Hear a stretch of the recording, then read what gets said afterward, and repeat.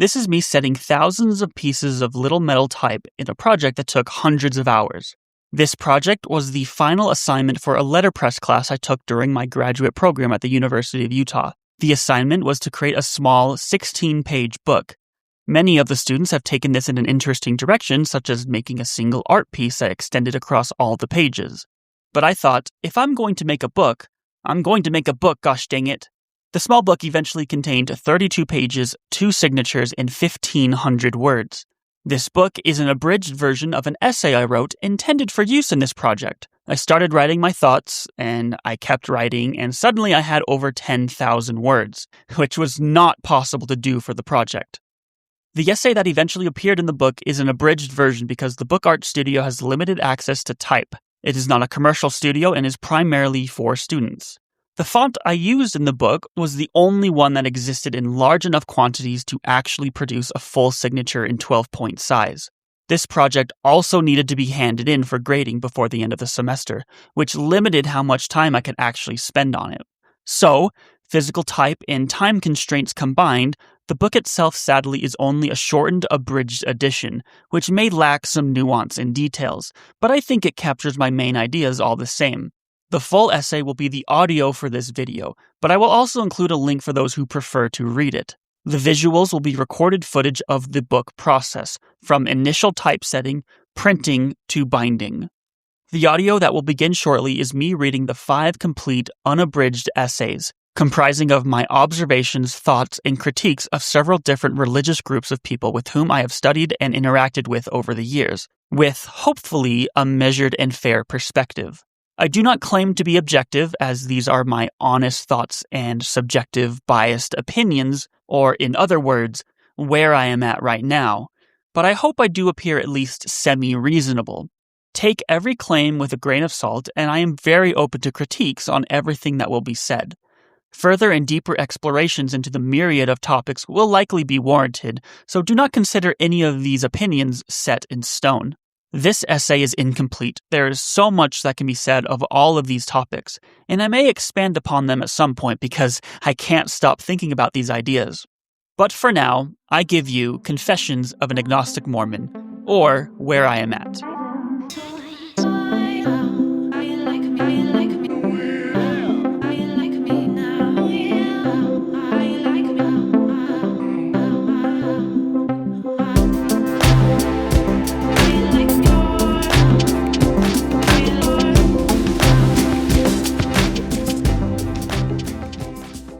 And it came to pass that I was born of goodly parents. I grew up in Utah County, one of the most religiously homogeneous counties in the United States. Utah is an incredibly unique place, and from an anthropological perspective, very special. I love Utah, the landscape, the culture, the history, and the people. It is different, and this difference is worth celebrating. I want places in the world to have different characteristics, to have a different cultural landscape. How very boring it would be if everywhere was like California, like many outsiders want Utah to be. If Utah were to change substantially, it would be a loss for the world. I often ask the elderly how they have dealt with the changing world around them, and I rarely get a positive report. I am sure I will be the same way when Utah changes. I grew up as a member of the Church of Jesus Christ of Latter-day Saints, and it has been omnipresent in every stage of my life. I would describe my religious engagements growing up as a coaster. I sort of went through the motions, and I did not really think about it one way or the other. This time, I would generally consider a positive and happy time of life. I would not say I had any negative experiences as a result of the church or the people in it. Nothing really ever bothered me to quite the same extent that some members did. When the big question of, are you going to serve a mission, inevitably came up, I could never really provide an adequate or solid answer. Perhaps it was just assumed that I would, but I honestly could not see myself doing it, and it remained a sort of unanswered and uneasy question. I was never asked point blank if I believed in God during this time, or at least I cannot recall any instance. I'm not sure how I would have responded to this question had it have come up in my teens. Probably the honest truth was, I don't know. Retrospectively, I consider my church engagement growing up to have a sort of neutral flavor. I don't think I ever really thought about it all that much, one way or the other. I didn't hate it, I didn't love it. When I left for college, I stopped going to church and engaging with this community. This was not the result of any desire to leave, but rather momentum. My parents were the keystone that motivated all church action, and I did not mind this arrangement. But I was not the author of my own engagement. When I was on my own for the first time in my life, it was suddenly up to me to make church happen, which it evidently did not. I would describe these early years in college as mostly aimless, a time when I did not feel I had any place or purpose. This is a common experience for many at this age. Years later, I found myself living back in my hometown, and I was invited back to church for the first time in a long time, and I did not object to going. During this time, perhaps because of, or coincidentally, I started to desire to turn my life around for the better and get more and more into philosophy and philosophy of religion, and it was time to take a closer and exhaustive look at the religious tradition that I knew so well. In doing so, I encountered and actively sought out nearly every perspective and opinion about the LDS Church from nearly every angle and type of person I could find. I engaged with the believer's perspective just as much as I engaged with the anti-Mormon perspective. I branched out to other perspectives from other religious traditions and the lack thereof in atheist philosophy. The following essay is where I am at, after these many years, in the form of 5 short essays of my honest opinions, fascinations, genuine questions, and fair critiques of various traditions and ideas aimed at the community of followers that perform them. No matter who you are, you will find something you agree with here, and stuff you oppose, and that is exactly how I want it. I have no intention of converting anyone from anything or to anything. If I had to leave everyone with only one takeaway, is that people need to think critically about the truth propositions they commit themselves to. I do not care what your conclusions are about anything. All I care about is that your conclusions are well thought through to the best of your ability. I believe opinions, both religious and political, are far more influenced by the social circles we surround ourselves with, rather than any rigorous attempt at determining the reasonable and the plausible. The Mormons and the atheists, and everyone in between, generally accept certain truth propositions because not doing so would incur social penalties. Is your opinion or belief actually true, or are you accepting that opinion or belief as true because of your group's survival instincts? If you think this question only applies to people with whom you disagree, then you ought to take a long look in the mirror.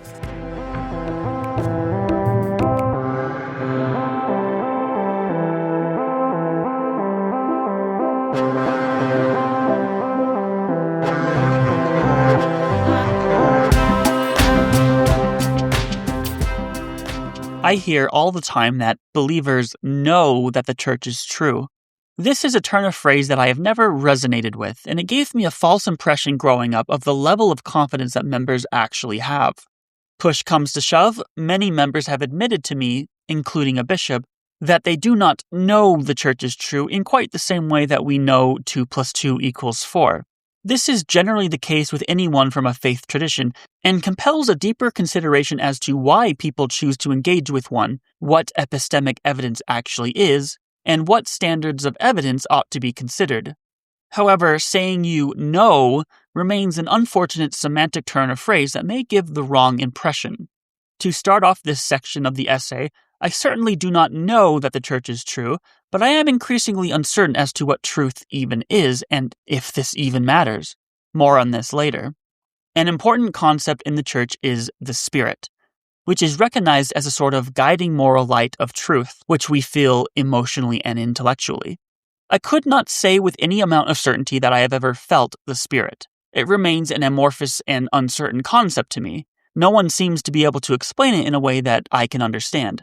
Many people, including Scripture, has attempted to do so, and I cannot help but presume they are inadequate descriptions and attempts to explain the truly ineffable. Some have told me that I probably do feel the Spirit, but I just do not know how to recognize it. I believe these people are well-intentioned and are hoping to instill some amount of hope in me, but I have always found this to be a somewhat condescending statement. It comes across like I am doing something wrong, and it is my own fault. Which, to be fair, it could be. I am envious of people's ability to be confident in their decisions and beliefs, Mormon or otherwise.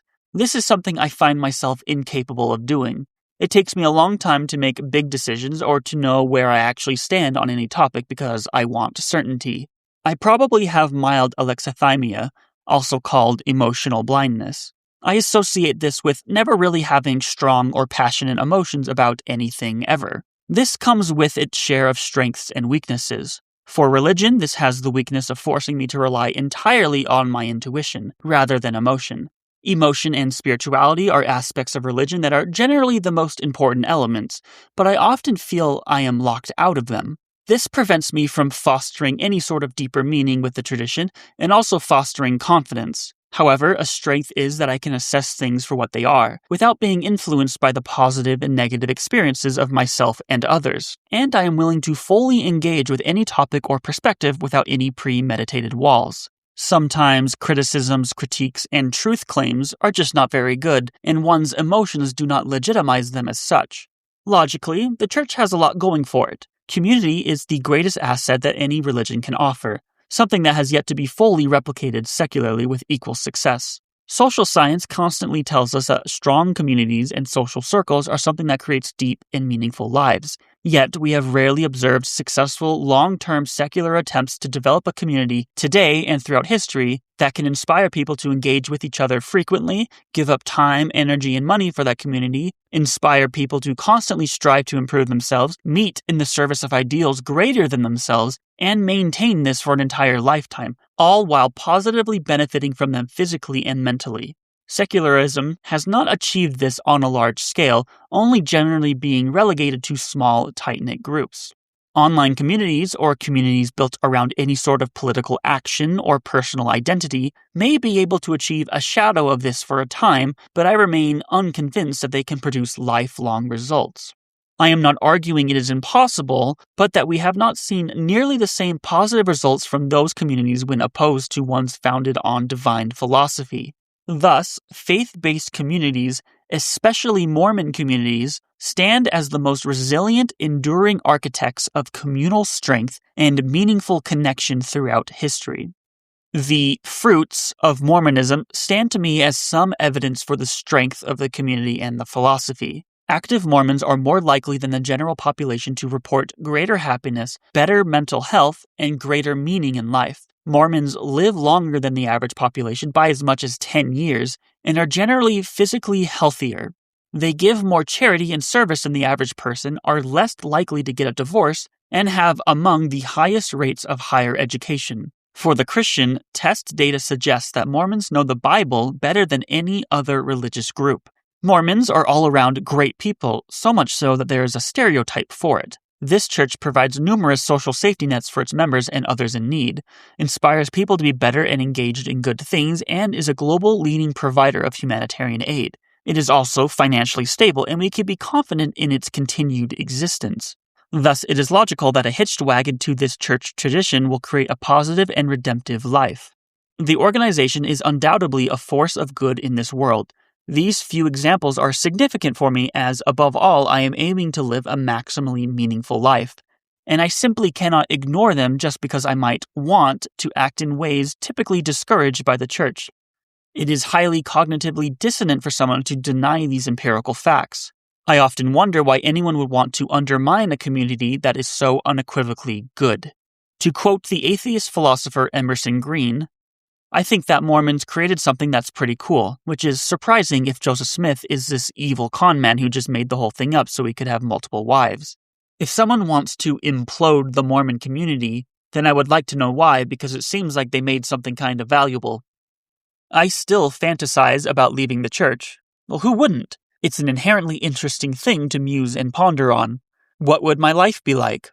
Hedonism is definitely in my heart, and it pulls on me all the time. I know many have negative experiences in the church, which is the primary driver of their decision to leave, and I would never want to deny their experience. However, I do not generally use someone's anecdotal experience as evidence to compel action for myself. When someone shares with me their profound personal religious experience, I take that at face value, in the same way I do for someone's traumatic negative experience. I have friends and family on both sides of this divide. The dichotomy of members who have severe negative experiences and members who have incredibly positive experiences will generally remain a mystery to me. I do not quite know what to make of something that can achieve both. I am more than happy to criticize church theology or the church organization when it is warranted or true. However, I do not share the impulse of many to see the existence of a negative aspect as a defeater for the whole. Any negative must be weighed against the positive. It seems hard and entirely pointless to argue that the church's downsides outweigh its positives. That being said, there are negative aspects and downsides with the community that I grapple with, and I am generally uninterested in hiding myself from them. Many members often act as though the church can do no wrong, which is a weird thing to see develop when that runs so counter to the theological groundwork of fallibility. Within Mormon theology, all people and all scripture, including the Book of Mormon, are fallible and contain errors, which makes it unusual to see that many members treat church leaders as perfect. We ought to only require a standard of reliability, just as we do not need doctors to be perfect to be willing to take their advice. This perfection impulse may have contributed to some lack of critical thinking among some members, and developed an allergy to deeper philosophical angles when faced with anything unexpected that could make the church look bad. I certainly make my own decisions and come to my own conclusions, as much as I can be aware of such, which can sometimes run counter to prophetic advice. Notice the use of Mormon in this essay. Sometimes my own personal conclusions happen to align neatly with church teachings, and I see no reason why this should disqualify the conclusion on principle. Believing the church is perfect also has the expected consequence of someone's perception and worldview getting shattered when faced with the myriad of examples of the church not being so. Perfectionism is also a side effect that often finds itself in the hearts of many members, which can cause some level of heartache when one personally does not live up to a standard that has unfortunately been made to sound stricter than it really is. For what it is worth, toxic Mormon perfectionism, when measured against other ideologies, is not necessarily observed at higher rates, making it difficult to blame the church in particular for it, but nonetheless the rates should be 0%. Stress and anxiety are also observable with many members surrounding sin, sometimes with severe reactions, which is an unfortunate thing to see develop, especially with a theology that aims to deliver peace and happiness. Although a looser theology allows some level of philosophical benefit, it can also cause there to be serious contention when two opposing views conflict. Some members take a very orthodox stance on church teachings and can be rigid and even un-Christ-like. For what it is worth, I found younger church members to be very open to considering counter-opinions, and in my elders' quorum lessons, they find my challenges and critiques fun to engage with. As a result of the strong communal bonds, which is generally a positive, it comes with a particular downside that I fell victim to. I often felt growing up compelled to say the right things. I remember in one Sunday school I reported having read the Book of Mormon all the way through for the first time, just as a point of interest. I was not exactly prepared for the obvious follow-up question of, how was it? My honest answer was that it was pretty boring, sometimes tedious, and often confusing. However, I answered that it was good automatically. I feel, retrospectively, I only did this because I felt some implicit pressure to conform to a particular belief or thought. I do not do this anymore, and certainly not in my writing. I will tell people my honest thoughts and where I am at, even if it is controversial. During my elders' quorum lessons, I will directly challenge everyone and never tell people I believe or agree with something that I do not. I have found people are generally receptive to this, so if anything, I encourage everyone to do this more. One theological challenge that I have yet to reconcile with Mormon theology is what I have called the problem of good, or the miracle problem. This critique has probably been articulated elsewhere, but I have yet to see it fully fleshed out to my knowledge, and I am secretly hoping I am the first. As stated above, Mormonism embraces finite theism, which means that, in contrast to classical theism, God is not all-powerful, or at least limited in some way. This gives Mormons an advantage when people say, why does God allow this bad thing to happen? The answer could be because he can't do anything about it. This is often articulated as the fallen world. Bad things happen because the world simply is that way and God cannot stop it. However, if God is limited in some way, can we reasonably presume that he could bring about miracles? If God is not responsible for the child getting cancer, then I do not think he can get the credit for saving someone from a deadly situation. On principle, making God in some ways powerless to stop evil or suffering should have the exact same impact on his ability to perform miracles, such as the first vision.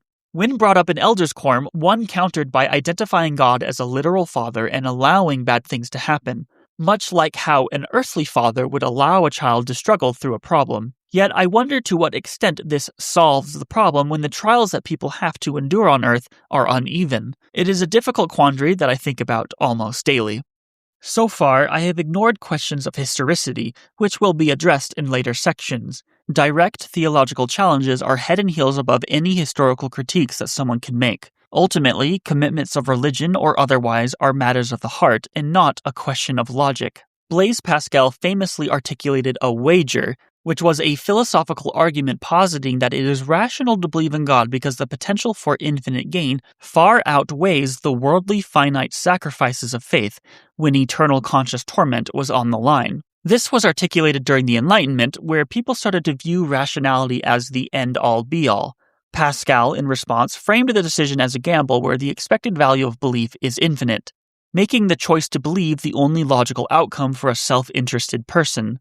However, Pascal intended this to be a critique of rational thought. If someone rejects the wager, then this actually helps us clarify internal desires and feelings. It says more about where one's heart is at. A rational argument can be made in favor of religious adherence and God, just as much as one could be made against. But always be aware of how your desires are the guiding flaxen cord leading you down any road.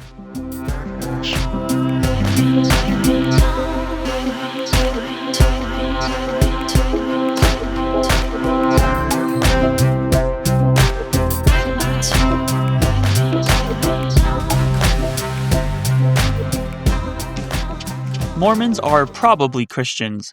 I don't really see what other category they could possibly fit in. At the very least, they are a type of Christianity. If an atheist were a fly on the wall of a Latter-day Saint meeting house, they would witness the Bible being read and quoted from, people accepting Jesus Christ as their Savior, singing worship hymns about Christ, and praying to the Father. I am not sure this atheist fly would have any reason to suspect they were not Christian. Despite this, a Catholic or Protestant might say that Mormons are not true Christians. And this seems silly to me, and ultimately begs the question of how a true Christian is being measured, and why should we accept this measurement in the first place? Some arguments claim that Mormons believe in a different God, or don't believe the right things about Jesus Christ. What else is new? Christians disagreeing about the nature of God is as old as Christianity itself.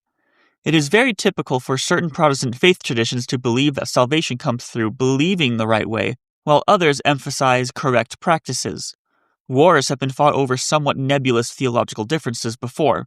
The sheer utter contempt many Christians have for Mormons is truly baffling, when one might reasonably assume they have similar aspirations and a similar vision for the world and ought to be on the same team. It often comes across like an outdated 19th century prejudice, especially when the contempt is generally rooted in contingent conceptions of God that are merely traditional and non-objective. It is more than reasonable to use Jesus Christ's own standard in determining who is Christian when he says in John 13:35, "By this shall all men know that ye are my disciples, if ye have love one to another," not if ye have the proper Trinitarian formulation. Many Orthodox and Coptic Christianities do not have the same concept of God as Catholic and Protestants, but they have been around so long that this seems to validate their existence on principle. Mormonism has some definite philosophical and theological advantages over other Christian groups, which are myriad and probably deserve a separate analysis. To name a few, Mormon theology embraces finite theism mentioned previously, which gives it philosophical advantages with the problem of evil. There is also fallibility banked into the theological foundations, which gives it the advantage of being able to adapt to circumstance and does not carry with it the potential downside of having to embrace everything that anyone at any given point has said, especially in the Bible.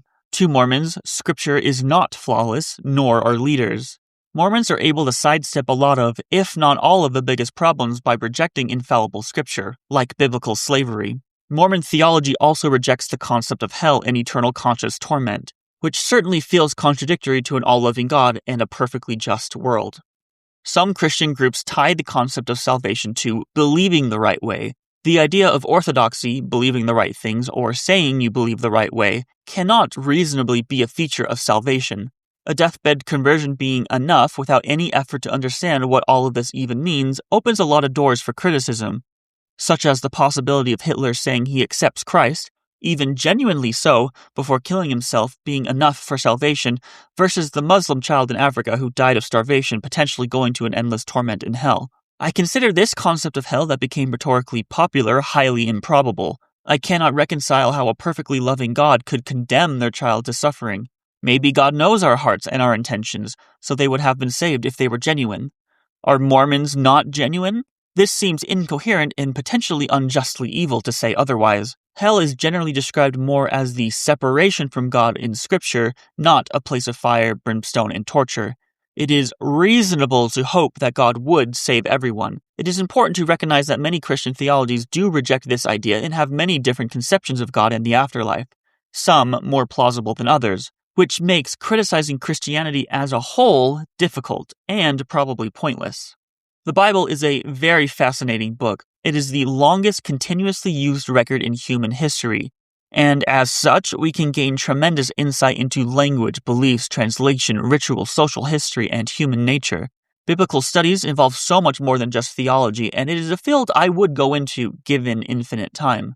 Translation is also a very fascinating subject, especially in regards to the Bible, which has had a long tradition of interpretation. I certainly do not commit myself to the notion that the Bible has so many errors that it is unreliable, and even using the word errors is a potential overreach.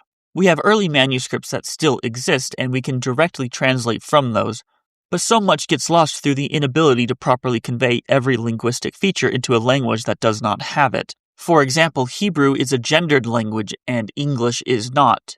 If the original biblical Hebrew used gendered language, and this is potentially the infallible direct word of God, how can we convey this idea into English? The English speaker cannot hope to fully grasp the original intended meaning, especially given the vast differences in cultural contexts. With the discoveries of the Dead Sea Scrolls, we were able to see the linguistic similarities between books of the Old Testament and discovered great consistency in word usage. There were changes still, but it was remarkable to see just how careful scribes were to copy the words precisely, which means that we should have some amount of confidence that the Bible, as rendered today, is reliable. However, biblical inerrancy, as adopted by some Christians, is impossible to remain consistent, and I appreciate that Mormons do not embrace scriptural infallibility, as much as some may be tempted to do so. How people have approached the Bible has certainly changed over time. The Bible's self-reported message is to lead us directly to God and to Jesus Christ. It is worth considering why the method the Bible employs is story, allegory, and metaphor. The Bible does not have syllogisms. There is no if A plus B equals C. It is not a scientific approach and should not be treated as such, nor should everything in Scripture be taken literally. It would be a mistake to assume that the Bible was intended to be a scientific explanation for the world and phenomena. Its very nature and construction implies that it is intended to change our hearts, not our heads.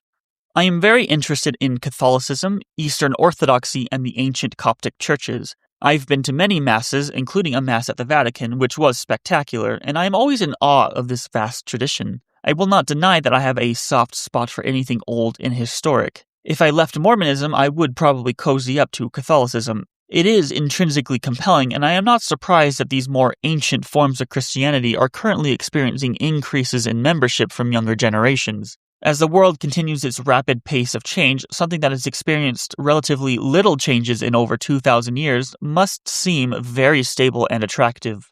I like that these ancient churches embrace mystery. They embrace the idea that the universe and the nature of God are so difficult to grasp that we are invited to be in awe of this great mystery and find beauty in it. God is the blanket that gives this great mystery of living conscious thought shape and form. Mormons tend to lack this perspective, preferring a direct, personal God, which is a conception that remains distant to me. Christian philosophy is certainly a good thing. In Tom Holland's book, Dominion, he makes the argument that Christian philosophy and morality has been so utterly successful and thoroughly adopted in the Western world that even secular and atheist societies continued to espouse their tenets. Nearly everyone in the Western world continues to affirm that rape and murder are wrong, that we should love everyone, that redemption is possible, pride is dangerous, etc. Like a fish in the water, Christianity has an unseen hand. The philosophies of Christ were certainly radical for the time and have inspired some truly noble acts. Many will claim that these philosophies and ethical ideas could have developed evolutionarily, as biological traits that socially developed to increase survivability through natural selection. But I am not so hasty to accept this. Saint Maximilian Kolbe was a Polish Franciscan friar who sacrificed his life at Auschwitz to save a fellow prisoner, who was a stranger, by volunteering to take his place when he had been selected for death by starvation in a starvation bunker. No naturalistic explanation satisfactorily explains this phenomena to me.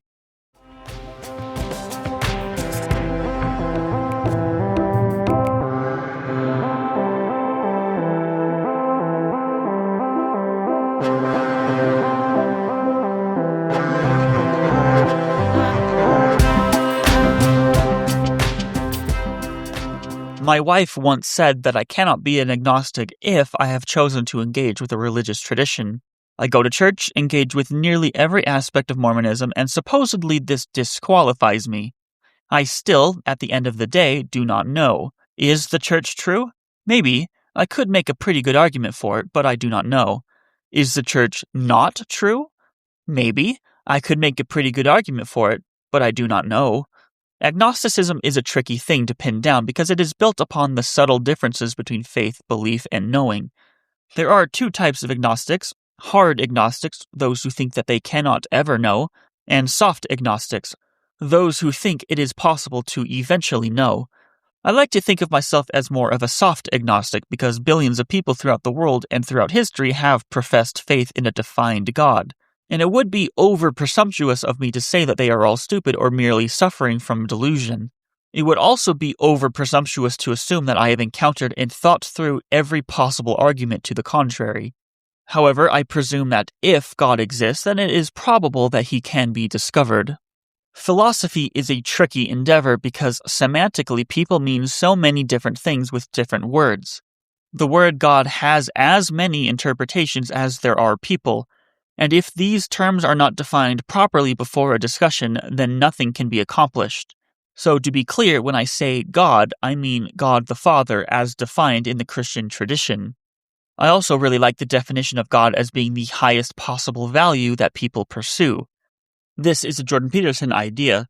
All of our actions are oriented towards a value, and there will be a hierarchy of these values. I may value multiple competing things, but the value that rests at the top is analogous to God, and thus that is what we worship. I wish someone's religious experience could be transferred to me, but that is not how it works. These things can only ever be personal. It is not like history or science, something that I can be convinced of through someone else's research. I suspect that if God is real, I may eventually know, but if God is not real, then I probably will never know. Many atheist or agnostic philosophers have said that the thing that would make them convert to Christianity is a religious experience.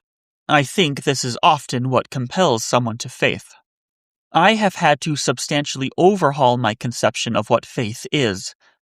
Many are quick to define it as belief without evidence, which was probably my basic understanding when I was younger, but I do not feel this quite captures what faith is aiming at. In the Book of Mormon, faith is identified with hope for something to be true, which then inspires action. When I decided to go to college and do a master's program, I did so on faith that it would be good for me, but I could not know that, yet I acted anyway. When I married my wife, I hoped she would not die a month later, but I did not know this, yet I acted anyway. If I had known she was going to die a month after the wedding, I am sorry to say I probably would not have bothered. I think this is a better idea of what faith is actually getting at, combining our reason to suspect something to be true without actual knowledge of a future outcome, yet still pursuing the relevant action. I am currently sitting in a chair as I record this, and I have faith that it will not collapse, generally because I have personal experience that this is the case, and I hope that it is the case, so I will continue to choose to sit in it.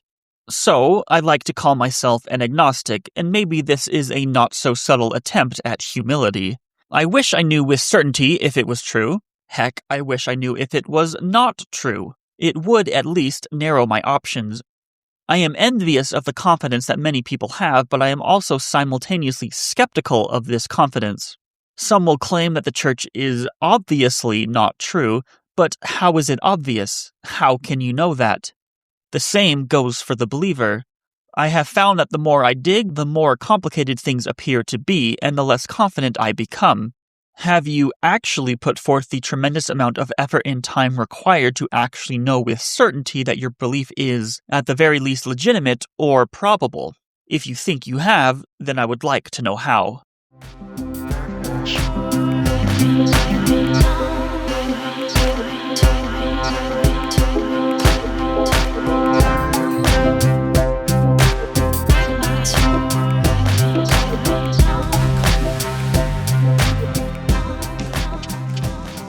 I am fascinated by atheist philosophy, but I cannot deny that I find it completely repulsive.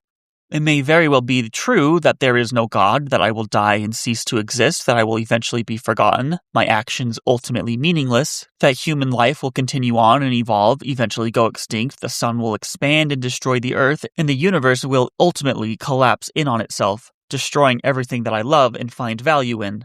That may be true. But how could anyone want that to be true? This is a completely upsetting model of the universe. On a book trip to the United Kingdom in 2024, I was walking alone in the Holyhead Mysefried Cemetery. It was overcast and raining a little bit. I really like cemeteries because they are peaceful, green spaces where I can reflect and tune my thoughts towards what actually matters in life. I thought I was alone, but I saw in the distance what looked to be a mother with 2 sons. This was the new arrivals section of the cemetery, and I knew exactly what I was looking at. A family whose father had just passed away, and a mother who now had to raise 2 sons completely alone. Once the coast was clear, I wandered over to see. This experience caused a rare emotional stir that made me cry to myself in the rain. This is where I finally realized that I wanted life to have some purpose and meaning. I want my actions to have a purpose, for my impacts to matter beyond myself and beyond the moment. I want all suffering to be redeemed, all injustice to be made right, for all beauty and love to never end. I want to be the recipient of eternal life from an unconditionally loving God who is fully deserving of worship. This is a desire that cannot be satisfied with the atheist worldview. Some Christians might say I have a God-shaped hole in my heart. Some say that meaning in life can be created for oneself. I have always been skeptical of this claim. Maybe some can achieve this, but the tremendous increases in depression and generally observed meaninglessness among people today acts for me as some evidence against this possibility on a larger scale. Many say the meaning we find in life in the day-to-day ought to be sufficient, but I generally cannot agree. The ceasing of my own existence and my own impact on the world is certainly a troubling idea. Many say that nihilism need not lead to depression or sadness, but if I knew with certainty that everything will be dust, the beauty of the landscape, the profound meaning in community and tradition, and my wants and desires, I am not sure how I could ever be okay with this, even if it is true. To me, meaning and purpose are linked. For something to be meaningful, it needs to have a purpose, and for a purpose to have any meaning, it cannot end. The proposition that, if there is no God or some higher power, then probably nothing truly matters, is generally an unsettling idea. Ultimately, theism is attractive to me. There may not be a God, but I really hope there is. My desire for this reality does not have any bearing on its objective truth value. Rather, I am merely reflecting why this potential reality is ultimately more attractive to me. This is where faith sort of fills in the gaps for me. I desire a certain truth and align myself with that desire. I certainly recognize that this bias compels me to find theistic arguments more convincing than atheist arguments, but I would hope I do a good job at being open-minded to them all. I would like to think of myself as someone who is always double-checking my beliefs. For every great atheist argument, there is an equally excellent and compelling theistic argument. I follow many philosophers across the spectrum. One agnostic, Joseph Jolley, once said, "The weight of evidence on either side is roughly balanced." I tend to agree. Some claim there is no evidence, which I feel represents a lack of creativity. There is lots of evidence for God, like how there is generally evidence for pretty much any claim that could ever be made. For some, there may not be sufficient evidence, but that does not mean there is no evidence. Complicated still, what may be sufficient evidence for one may not be sufficient evidence for another. It is often frustrating when one expects the arguments that convince them to be capable of convincing anyone. If only they were able to see what is obvious to me, one might think. However, I remain agnostic on whether or not God's existence is possible to prove or not. William James proposed the concept of the genuine option, suggesting that when empirical proof remains elusive, it is perfectly rational to permit our passions to choose a belief system that provides the greatest existential benefit and fulfills our innate need for meaning. My alignment with theism is not a mere rejection of a distressing atheistic worldview. It is a pragmatic choice to embrace the most existentially compelling framework within an inherently mysterious universe. All this being said, the most compelling atheist argument for me is what is known as divine hiddenness. This is conceptualized as the idea of when someone seeks God, a God that, through Scripture, claims that he wishes to enter into a relationship with you, but that person is met with silence. God is hiding himself from this person for one reason or another. Some may say that the individual may not be trying hard enough, doing something wrong, or that their heart is secretly not desirous of that relationship. However, so long as there exists a single example of someone who is genuinely seeking God, is not resistant, but still does not find him, then this, to me and many others, is some amount of evidence in favor of atheism, or at least the personal God of Christianity. This is the argument that aligns with my personal experience and on dark days sometimes makes me doubt the most. Contrastingly, the most compelling argument for God is the cosmological argument from contingency. The argument posits that the universe consists entirely of entities that do not contain the reason for their own existence within themselves. To illustrate this, imagine holding a glass of water. For that water to occupy its space and maintain its state, it is simultaneously contingent on the glass, which is contingent on the hand holding it, the arm connecting to the hand, the body, the chair holding the body, the floor supporting the chair, the floor in a building which is on the earth, then eventually going up the chain and capping out at the universe.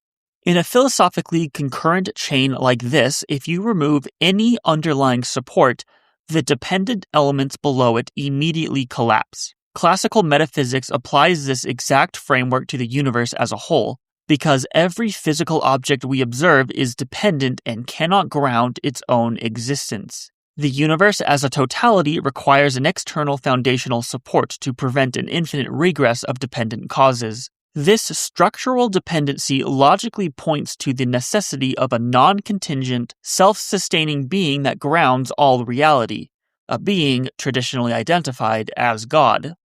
Online atheists have a bad reputation for being overzealous and dogmatic, and dare I say, faithful to their beliefs. Many still claim that science is the only thing we should, quote, believe in.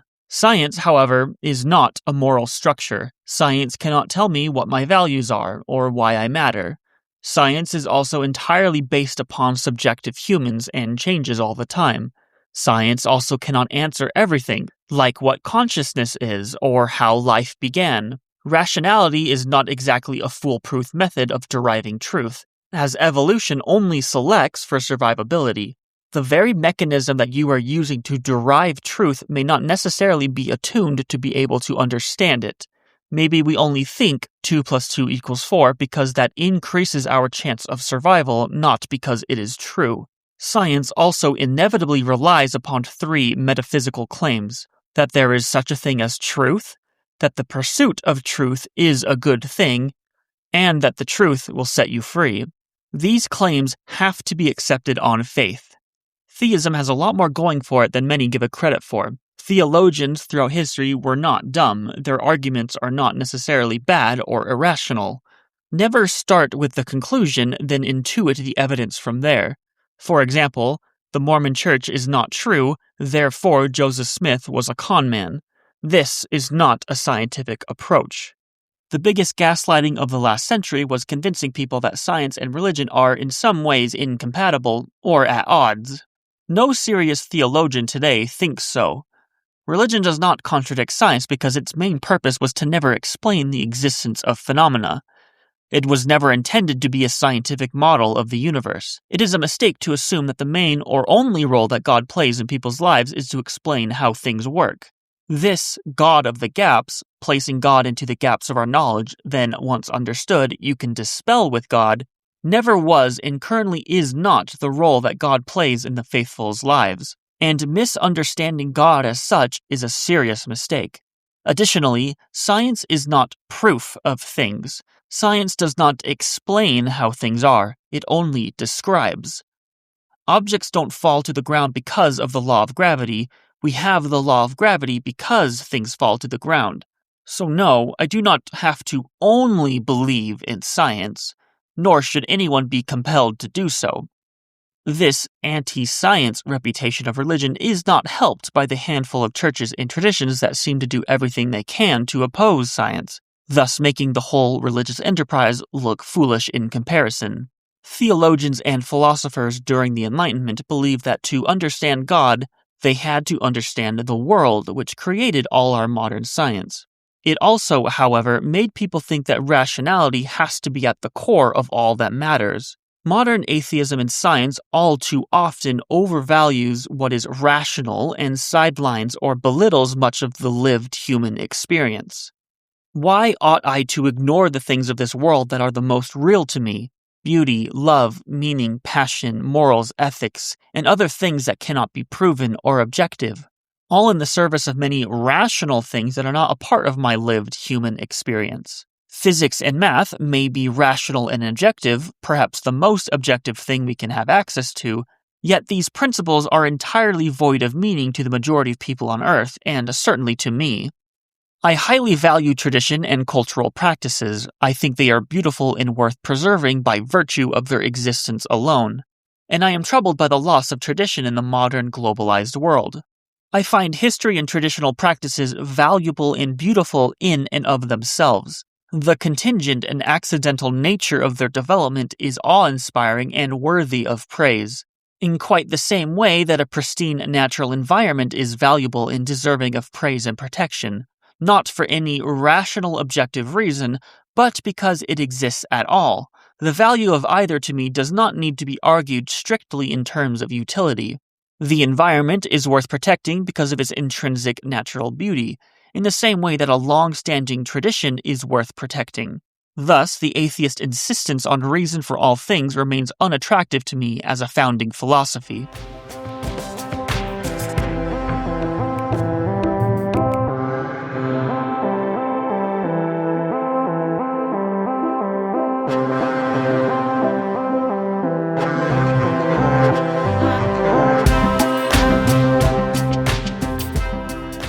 Anti-Mormonism is an ideology that defines itself in opposition to another ideology and does not contain foundational truth value in and of itself. As a result, it can often be rhetorically vapid and philosophically devoid of interest. Anti-Mormonism exists in a somewhat vague category. Critiques of the Church, in principle, need not be anti, and generally only become so as a result of the attitude of the person leveling the critique. Generally speaking, an anti-Mormon is anyone who is in opposition to the Church of Jesus Christ of Latter-day Saints, whether this be a Christian, ex-Mormon, or atheist. To paint the broadest possible stroke, most anti-Mormon arguments are not very good. A foundational problem with anti-Mormonism is its over-reliance on personal experience, emotion, anecdotes, and ideological groupthink. To find interesting anti-Mormon points or well-written literature, you have to wade through a lot of drivel, which is especially bad in the online space. I have probably read every single anti-Mormon argument that exists, and for someone who likes religious philosophy and good argumentation, I am generally left unsatisfied. Anti-Mormons generally see everything the Church does through a predetermined negative lens. There is compelling social science that suggests we only see the world as we expect it to be. If one expects the Church to have bad intentions or be harmful, then that is the type of evidence they will naturally encounter. That does not mean that the Church is that way. Paradoxically, many actually want the Church to be bad, want the Church to be harmful or untrue, as this is the foundational legitimacy of this particular ideology. Anything the church ever does, no matter how benign, must be viewed through this negative lens, ultimately to continue to justify anti-Mormonism. This pure, unwavering commitment to an ideology can only be understood as a faith proposition. I would never want to say the church is completely spotless, that no criticism is valid, or that people have never had a legitimately bad experience with the organization or people. It is necessary to separate micro-anecdotal experiences from macro-systemic utility. I am more than happy to discuss shortcomings and failures of the church, but I am also compelled to weigh any negative against any positive and see where the scale lands. Nothing is ever all bad or all good, even including that one thing that came to your mind just now. If I am being asked to adopt a negative stance towards the church, I am fully unable to do so by virtue of all the empirical good that it also does. I do not understand why the existence of any blemish is enough for someone to write the whole thing off, unless they have some underlying motivation to compel it. This is very common in political discourse as well. Yes, there have been instances of church leaders being involved in unsavory practices throughout history, yet these examples are merely evidence of an anecdote. How can we rationally produce an equation that can weigh all good against all bad? How much money does the church have to donate to undo the harm of some leaders? Is this even a calculation that can be done? Does all the bad truly outweigh all the good? Does the church need to be perfect to be from God, or to even be good or redeemable? The church being perfectly good or irredeemably bad appears as hard conclusions to justify, and many Mormons have brought criticism upon themselves by embracing concepts of perfection. The church having issues never was a problem for me because I never had a belief or commitment to the idea that the church is perfect, and thus I was never let down. There exists this idea among many anti-Mormons that the church is obviously incorrect, and all a believer has to do is go looking in a history book, and then they will easily determine the church's faults. And the only reason they do not do so is some variation of loss aversion, bias, or brainwashing. I had unintentionally taken this bait, and I had the expectation that once I looked into the church, I would find these obvious objections. So, imagine my shock and minor disappointment that all of the major anti-Mormon arguments and objections found on Reddit, the CES letter, and other mainstream sources were entirely underwhelming and by no means the most logical interpretation of events that exist. I never quite found this silver bullet of proof, or at least sufficient evidence, against the history of the church or in the organizational body, and at this point, I would be surprised if it did exist and I somehow missed it. I am a history graduate student, and I find the history of the church fascinating, but there isn't exactly anything conclusively damning in there. There is no hard history that ought to compel anyone unmotivated to write off everything in an instant. It is often said that the church is hiding hard history. This may have been certainly true in the 1980s and 90s, but this ceased to be the case in the mid-2000s. You can find literally anything and everything online published by the church, a church affiliate, or an independent apologist. Mormon apologists generally offer more than plausible explanations to any and all challenges, and I see no reason why I ought to adopt the negative interpretation on any particular fact or event when the positive interpretation is equally plausible. More often than not, I remain agnostic. If you find yourself more drawn to the negative possible interpretation, this could be an indication of where your heart is at, and vice versa. The historicity of the Book of Mormon in Joseph Smith is also compelling and hard to reconcile. Knowing who the historical figure of Joseph Smith was, understanding the environment from which the text was produced, understanding that creation process, and understanding the linguistic complexity, it becomes difficult to posit models of deceit or even luck as explanations. As a quick overview of Mormon apologetics, the Book of Mormon accurately describes aspects of previously unknown named locations in the Middle East. The book contains numerous linguistic quirks that mirror the Hebrew language in interesting ways, including grammar structures, proper nouns, and the existence of poetic forms, most famously chiasms, and the book contains multiple author voices, all while Joseph Smith was only 24, dictating the text in 3 months, leading to a religion that has grown worldwide, producing millions of believers in said book, and while having little to no evidence of deception.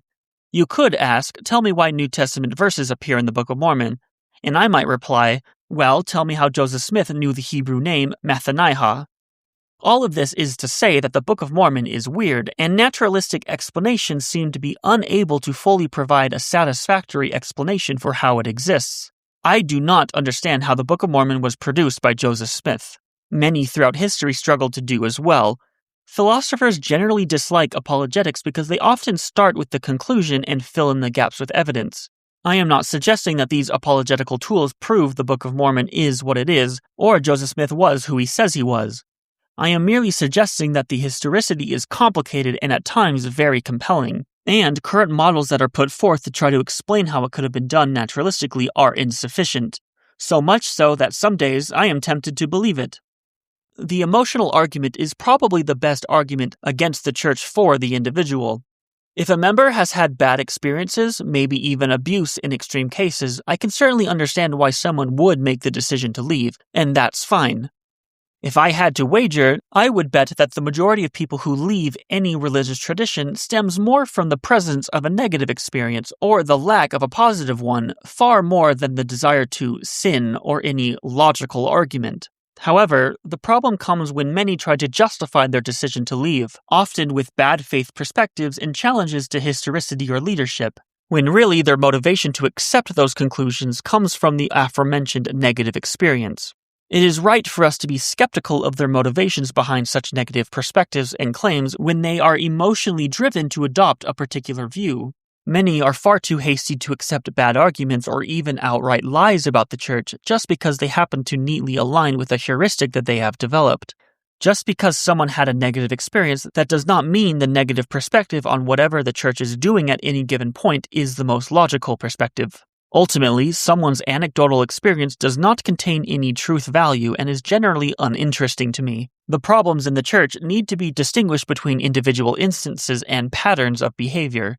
When there are millions of people in an organization, some bad actors will inevitably take advantage of the system, or good faith actors will eventually make a mistake. It is important to establish if the bad things that are occurring are a consistent pattern over many years, and whether the organization is making changes to address it. Otherwise, individual cases cannot really be used as sufficient evidence for anything. Worse still, anti-Mormons are generally unaware that they are blinded by emotion. It is difficult to conduct a rational defense of the church that does not make the anti-Mormon feel attacked, because they are so committed to this ideology. I will defend the church if they happen to be right about something. I will disagree with the anti-Mormon if they have a bad argument. I will do this not because I am in that community or because I am biased, but because I highly value truth and nuance. Sometimes I disagree with a faith-based perspective. Sometimes I agree with criticism. And sometimes things are just neutral, no need to make a big deal about it.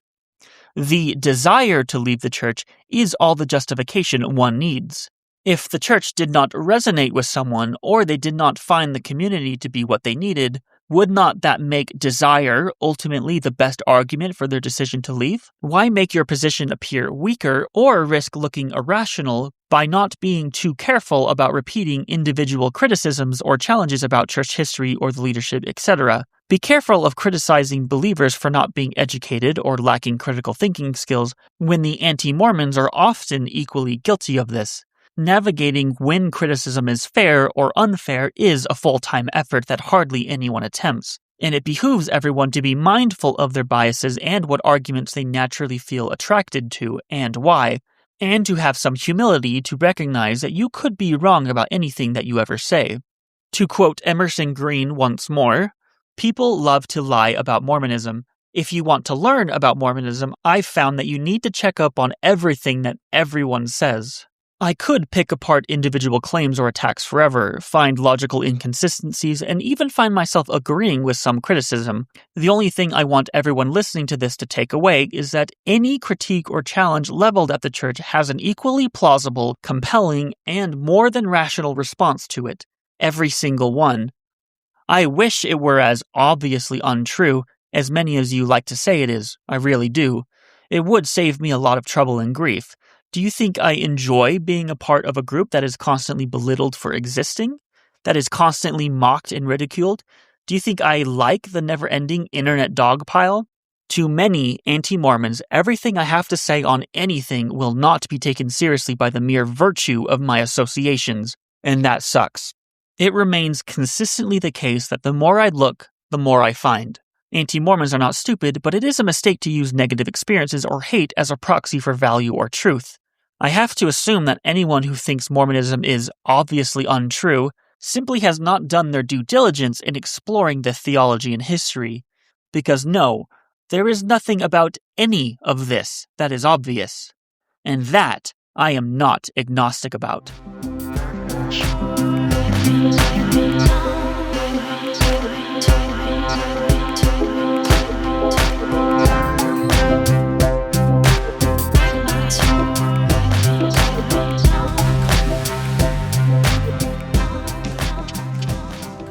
So much more can be said about everything, and I did not even cover the bulk of my thoughts on all of it. I kinda cannot stop thinking about all of this. I could fill an entire book with all of my thoughts. Publishers hit me up.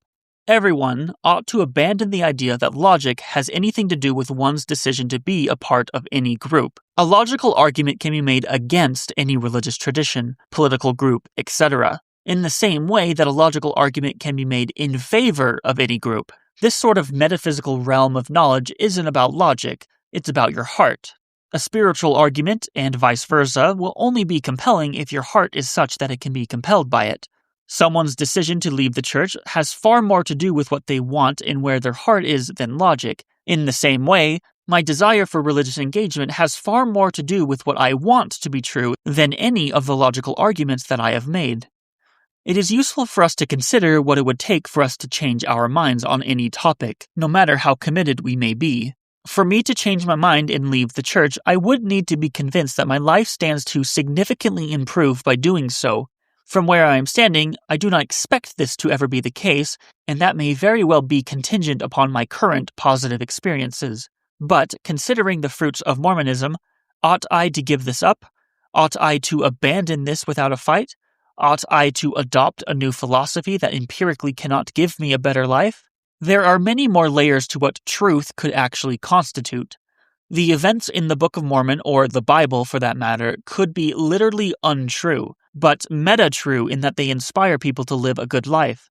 If someone were to ask me, why don't I leave the church? The honest answer is that I do not have a good enough reason to do so. I am not sufficiently compelled by anti-Mormon arguments, and I lack the negative personal experiences required to have that desire.